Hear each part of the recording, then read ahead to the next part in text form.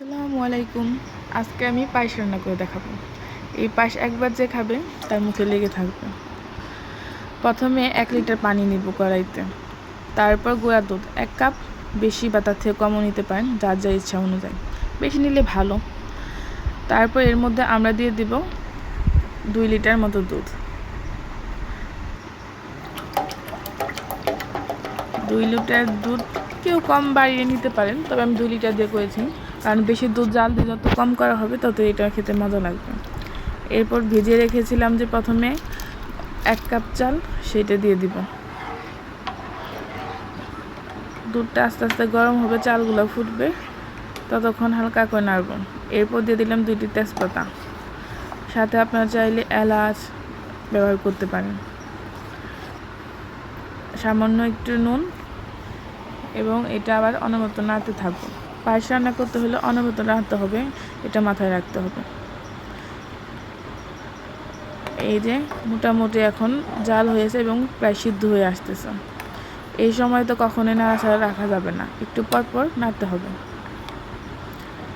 কি পরিমাণ ঘন হয়ে আসতেছে দেখছেন? আমি বারবার নেড়ে দিচ্ছিলাম, আর একটু করে হচ্ছে সর ফেলবেন।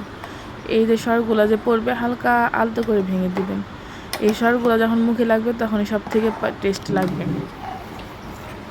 এর জন্য 1 বলক করে সর আসার জন্য সময় দিবেন এবং সরগুলো আলতো করে ভেঙে দিবেন এবং নিচ থেকে সুন্দর করে নাড়বেন যাতে নিচে লেগে না যায়। পায়েস যদি একবার লেগে যায় তাহলে কিন্তু আর মজা লাগবে না। এই যে দেখুন কি সুন্দর সর আসছে, আর প্রত্যেকবার নেড়ে দিচ্ছি, এরকম করে সবাই নেড়ে দেবেন। আমার পায়েস কিন্তু সিদ্ধ হয়ে আসছে, একদম প্রায় ঘন হয়ে আসছে। এখন শুধু নাড়তে হবে। আমি কিন্তু এখনও চিনি দিইনি, কারণ আমি এটাকে আরও ভালো করে হয়ে যে এখন দেখবো একদম হয়ে এসছে, তখন বারবার এরকম সরগুলো উঠে আসবে, একদম আঠা আঠা হয়ে যাবে, সেই মুহূর্তে চিনি দিবেন। কেউ কিন্তু আগে চিনি দিবেন না, অনেকেই ভুল করে আগে চিনি দেয়।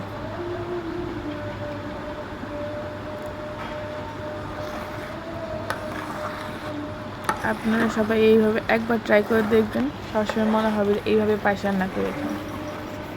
যারা মিষ্টি পছন্দ করে না তারা এই হালকা মিষ্টিতে এই পায়েসটা খুব পছন্দ করবে আশা করি। এই যে পায়েস মোটামুটি হয়ে গেছে, থকবক করছে। এখন আমরা এই মুহূর্তে চিনি ঢেলে দিব।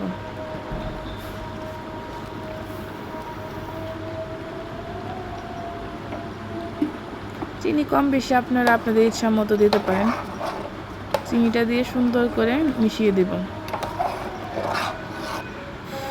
এই যে দেখুন চিনি দেওয়ার পরে কিন্তু হালকা একটু পায়েসটা তরল হবে, এতক্ষণ যেমন ঘন হয়ে এসেছিল একটু পানির মতো হবে, কারণ চিনিটা গুলোতে পানি হয়ে যায়। তারপর আবার আমাদের কিছুক্ষণ নাড়তে হবে। আমার পায়েস কিন্তু রেডি। এখন আমরা নামিয়ে সুন্দর করে পরিবেশন করব। আপনারা চাইলে বাদাম কিশমিশ দিয়ে সুন্দর করে পরিবেশন করতে পারেন, আমি শুধু গুঁড়া দুধ ইউজ করেছি।